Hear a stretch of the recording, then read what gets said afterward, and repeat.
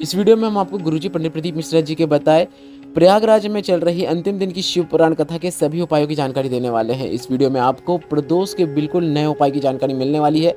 इसके साथ ही गुरुजी का बताया नौकरी और इंटरव्यू या फिर एग्जाम में सफलता प्राप्त करने वाले बिल्कुल नए उपाय की जानकारी मिलने वाली है। इसके साथ ही आपको इस वीडियो में जीवन से दुख तकलीफ और कष्टों को दूर करने वाले बिल्कुल नए उपाय की जानकारी मिलने वाली है। इसके साथ ही आपको हरीश्वर महादेव वाला बिल्कुल नए उपाय की जानकारी भी आपको इस वीडियो में मिलने वाली है, जो कि गुरुजी ने प्रयागराज में बताया है। इसके साथ ही स्त्रियों के लिए बिल्कुल नया और विशेष उपाय की जानकारी भी आपको इस वीडियो के माध्यम से मिलने वाली है। और आज मतलब 16 फरवरी अंतिम दिन की शिव पुराण कथा में गुरुजी ने वह जानकारी दी है जो किसी के पास नहीं है। गुरुजी ने कहा है कि पशुपतिनाथ व्रत में यह गलतियां सभी करते हैं, और यह गलती अगर आप करते हैं फिर आप कहते हैं कि आपको आपके व्रत का फल नहीं मिला। मैंने इतने पशुपतिनाथ व्रत कर दिए, तो कौन सी गलती है जो सभी लोग पशुपतिनाथ व्रत में कर रहे हैं, वह भी जानकारी आपको इस वीडियो में मिलने वाली है।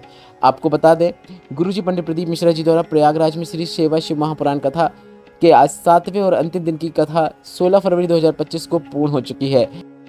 इस वीडियो में आपको हम गुरुजी पंडित प्रदीप मिश्रा जी के बताए 16 फरवरी के दिन के बिल्कुल नए उपायों की जानकारी देंगे, जो आज गुरुजी ने बताए हैं। इसके साथ ही ये सभी उपाय आप 17 फरवरी 2025 फाल्गुन माह के पहले सिर्फ सोमवार में करके अधिक से अधिक लाभ प्राप्त कर सकते हैं। इसलिए वीडियो बहुत उपयोगी है, अंत तक अवश्य देखें ताकि कोई भी उपयोगी जानकारी आपसे ना छूटे। कल के वीडियो का प्रश्न था कि प्रयागराज संगम में कौन सी नदी नहीं है, तो उसका सही उत्तर है पार्वती नदी। जिन्होंने सही उत्तर दिया है उनके नाम आप स्क्रीन पर देख सकते हैं। बढ़ते हैं आज की कथा की पहली विशेष जानकारी की ओर। इसी शिव महापुराण कथा में गुरुजी ने एक बिल्कुल नए उपाय की जानकारी दी है। बहुत दुख का समय चल रहा है, बहुत विपत्ति का समय चल रहा है, धन वैभव की कमी है, पैसा आ नहीं रहा है, तो आपको हरीश्वर महादेव का नाम लेते हुए 5 बेलपत्र वाला बिल्कुल नया उपाय लेना है। आपको इस उपाय करने के लिए 5 बेलपत्र और 1 कलश जल की आवश्यकता होगी। 5 बेलपत्र को आपको शिवलिंग पे अलग अलग स्थानों पर अर्पित करना है। पहली बेलपत्र आपको शिवलिंग में माता सुख सुंदरी के स्थान पर अर्पित करना है। इसके बाद इस बेलपत्र के ऊपर आपको थोड़ा सा जल अर्पित कर देना है। इसके बाद शिवलिंग में माता पार्वती का हस्तकमल, शिवलिंग के कटी भाग में आपको दूसरी बेलपत्र अर्पित करना है, और यहाँ पर भी आपको थोड़ा सा जल अर्पित कर देना है। उपाय कैसे करना है वीडियो के माध्यम से देखकर समझ सकते हैं। तीसरी बेलपत्र आपको शिवलिंग के ऊपर अर्पित करना है, और यहाँ पर भी आपको थोड़ा सा जल अर्पित कर देना है। इसके बाद चौथी बेलपत्र आपको नंदी के उठे हुए चरण के पास अर्पित करना है, और यहाँ पर भी आपको थोड़ा सा जल अर्पित कर देना है। इसके बाद 5वीं और आखिरी बेलपत्र आपको अपने मंदिर के पास में जो भी वृक्ष हो, बेलपत्र का हो या पीपल का हो या फिर आंवले का हो या वट वृक्ष का हो, सभी वृक्षों के नीचे नहीं जाना है। सिर्फ कोई भी एक वृक्ष जो भी आपके मंदिर प्रांगण में है, उस वृक्ष के नीचे जाकर 5वीं और आखिरी बेलपत्र को आपको जड़ के पास अर्पित कर देना है, और कलश का बचा हुआ पूरा जल आपको उसके नीचे वृक्ष के नीचे अर्पित कर देना है। सभी जगह बेलपत्र अर्पित करने के बाद थोड़ा थोड़ा जल भी अर्पित करना है, इस बात का आपको ध्यान रखना है। और 1 कलश का ही जल आपको सभी जगह थोड़ी थोड़ी मात्रा में अर्पित करना है, और अंतिम जल जब आप अर्पित करेंगे उसके बाद पूरा जल आप उस वृक्ष के नीचे अर्पित कर सकते हैं। अंतिम जगह पर पूरा जल अर्पित कर सकते हैं। यह विशेष उपाय है जिसे आप इस 17 फरवरी मतलब कल शिव सोमवार में करके अधिक से अधिक लाभ प्राप्त कर सकते हैं। बढ़ते हैं दूसरे विशेष उपाय की ओर। इसी शिव महापुराण कथा में गुरुजी ने हरीश्वर महादेव से जुड़े बिल्कुल नए उपाय की जानकारी दी थी। आपको एक बेलपत्र लेना है। अब इस बेलपत्र की तीनों पत्तियां जहां पर जुड़ती हैं उस भाग में आपको पीला चंदन लगाना है। बेलपत्र की बीच वाली पत्ती में 1 चावल का दाना रखना है, और हरीश्वर महादेव का नाम लेते हुए इसे शिवलिंग पर आपको अर्पित कर देना है। बेलपत्र को शिवलिंग के ऊपर अर्पित करना है, इस बात का आपको ध्यान रखना है। नौकरी या इंटरव्यू या एग्जाम या किसी भी क्षेत्र में सफलता प्राप्त करना चाहते हैं, यह उपाय करके निकलेंगे तो आपको निश्चित सफलता देखने को मिलेगी। गुरुजी पंडित प्रदीप मिश्रा जी का बताया विशेष उपाय है जिसे आप कभी भी किसी भी दिन नहीं कर सकते हैं। यह प्रदोष का विशेष उपाय है जिसे आप प्रदोष के दिन करके अधिक से अधिक लाभ प्राप्त कर सकते हैं। बढ़ते हैं तीसरे विशेष उपाय की ओर। इसी शिव महापुराण कथा में गुरुजी ने एक विशेष उपाय की जानकारी दी है, जो कि इस प्रकार है।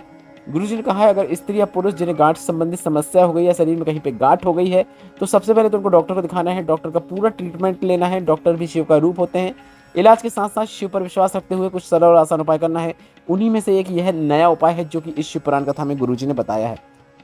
आपको माता अशोक सुंदरी के स्थान पर स्पर्श करना है। बस आपको स्पर्श करना है। माता अशोक सुंदरी के स्थान पर स्पर्श करते समय आप श्री शिवाय नमस्तुभ्यम या फिर नमः शिवाय या फिर ओम नमः शिवाय मंत्र का उच्चारण करें, कुंदकेश्वर महादेव का स्मरण करें और रोग मुक्ति की प्रार्थना करें। आपको निश्चित लाभ देखने को मिलेगा। यह उपाय भी आप 17 फरवरी शिव सोमवार के दिन करके अधिक से अधिक लाभ प्राप्त कर सकते हैं। बढ़ते हैं आज की कथा की चौथी विशेष जानकारी की ओर। आज की शिव पुराण कथा में गुरुजी ने बताया, इंसान बीमारी से दुखी नहीं है, बीमारी के चिंतन से दुखी है। वह यह सोचता रहता है कि मुझे बीमारी के लक्षण हैं, पर मुझे बीमारी रिपोर्ट में तो नहीं दिखी, कहीं मुझे कोई दूसरी बीमारी तो नहीं। ऐसा सोचकर वह रिपोर्ट पर रिपोर्ट निकलवाता रहता है और हमेशा अपने दिमाग में बीमारी का ख्याल बनाए रखता है, चिंतन करता रहता है। गांठ हो गई तो सोचेगा कहीं कोई बड़ी बीमारी तो नहीं हो गई, घुटने में दर्द हुआ तो सोचेगा कि कहीं मुझे मेरे घुटने की कटोरी तो नहीं बदलवाना पड़ेगा। ऐसा उसके दिमाग में हमेशा चिंतन चलता रहता है और वह परेशान होता रहता है। बल्कि शरीर में कष्ट आने पर, बीमारी आने पर डॉक्टर को तो दिखाना ही चाहिए, उसके साथ साथ एक लोटा जल शिवलिंग पर अर्पित करना शुरू कर देना चाहिए और सोचना चाहिए अब जो करेंगे भोलेनाथ करेंगे, सब भोलेनाथ के ऊपर सुपुर्द कर देना है और बेफिक्र होकर जीना है। और इस प्रकार से अगर आप सोचेंगे, अगर आपकी सोच अच्छी होगी तो बीमारी भी आपकी जल्द से जल्द ठीक होगी। बढ़ते हैं आज की कथा की 5वीं विशेष जानकारी की ओर। गुरुजी ने कहा, अगर किसी का कर्म अच्छे हैं, मन अच्छा है, मन निर्मल है, भक्ति भाव में डूबा हुआ है, सत्कर्मों में डूबा हुआ है, सत्कर्म आप करते हैं तो आपका कभी कोई बुरा नहीं कर सकता है। भले ही कोई कितना नींबू पटक दे, कितना ही कुछ कर दे, पर वह आपका बुरा नहीं कर सकता है। इस बात को हमेशा आपको याद रखना है। किसी में इतना सामर्थ्य नहीं है कि वह आपका बुरा कर सके। आप तो अपना बुरा स्वयं करते हैं, बुरे कर्म करके, बुरा सोचकर। बढ़ते हैं आज की कथा की 6वीं विशेष जानकारी की ओर। गुरुजी ने कहा, गाड़ी हो, घर हो, व्यापार हो, किसी भी स्थान में आपको ने अभी तक अगर श्री शिवाय नमस्तुभ्यम नहीं लिखा है तो अभी लिख दीजिए। गाड़ी में, घर के मुख्य द्वार में या फिर व्यापार के स्थान में आपको श्री शिवाय नमस्तुभ्यम अवश्य लिखना चाहिए। आपको जीवन में सुख शांति के साथ साथ उन्नति देखने को मिलती है। बढ़ते हैं आज की कथा की 7वीं विशेष जानकारी की ओर। पशुपतिनाथ व्रत से जुड़े कुछ विशेष जानकारियां आज की शिव पुराण कथा में गुरुजी ने दी हैं, जो कि इस प्रकार है। पशुपतिनाथ व्रत के दिन गुरुजी ने कहा है कि सबको एक बात का विशेष रूप से ध्यान रखना है, क्योंकि यह गलती सभी करते हैं, फिर बाद में कहते हैं कि हमें हमारे व्रत का फल नहीं मिल रहा है। आपको इस बात का ध्यान रखना है कि आप पशुपतिनाथ व्रत कर रहे हैं तो उस दिन आपको शिवलिंग पर चढ़ी हुई बेलपत्र को लेकर नहीं आना है, ना ही शिवलिंग पर चढ़े हुए जल का आचमन करना है। जिस उद्देश्य से आपने पशुपतिनाथ व्रत रखा है सिर्फ वही उद्देश्य होना चाहिए, अन्य कोई लक्ष्य या फिर कामना या उद्देश्य नहीं होना चाहिए। क्योंकि अगर आप जल प्राप्त करके उसका आचमन कर रहे हैं तो वह रोग मुक्ति के लिए भी अन्य उपाय कहला जाता है, प्रयोग कहला जाता है।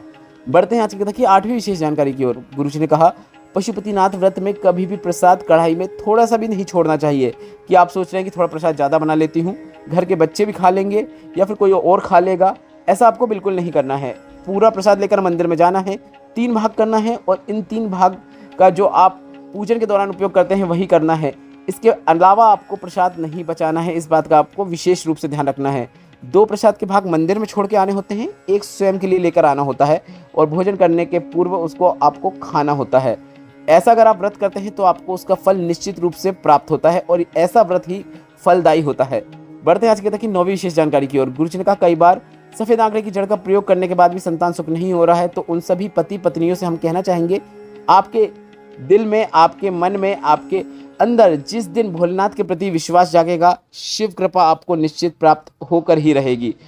गुरुजी पंडित प्रदीप मिश्रा जी की इस शिव पुराण कथा जो कि आज पूर्ण हो गई है, इसके बाद अगली शिव पुराण कथा कल से ही है। 17 फरवरी से 23 फरवरी 2025 तक तारा बाबा की कुटिया सिरसा हरियाणा में शिव पुराण कथा है। इसके बाद 25 फरवरी से 3 मार्च 2025 तक रुद्राक्ष महोत्सव से हो गुबरेश्वर धाम में रुद्राक्ष अभिमंत्रित किए जाएंगे। इसके साथ ही साथ शिव पुराण कथा का भी आयोजन होगा जिसमें आप सभी आमंत्रित हैं। वीडियो में बताई गई जानकारी से संबंधित कोई प्रश्न हो तो आप कमेंट बॉक्स से यदि पूछ सकते हैं। मेरे द्वारा दी गई जानकारी अगर आपको थोड़ी सी भी उपयोगी लगी हो तो इस वीडियो को लाइक करके कमेंट बॉक्स में श्री शिवाय नमस्तुभ्यम या फिर हर हर महादेव अवश्य टाइप कीजिएगा। श्री शिवाय नमस्तुभ्यम, हर हर महादेव।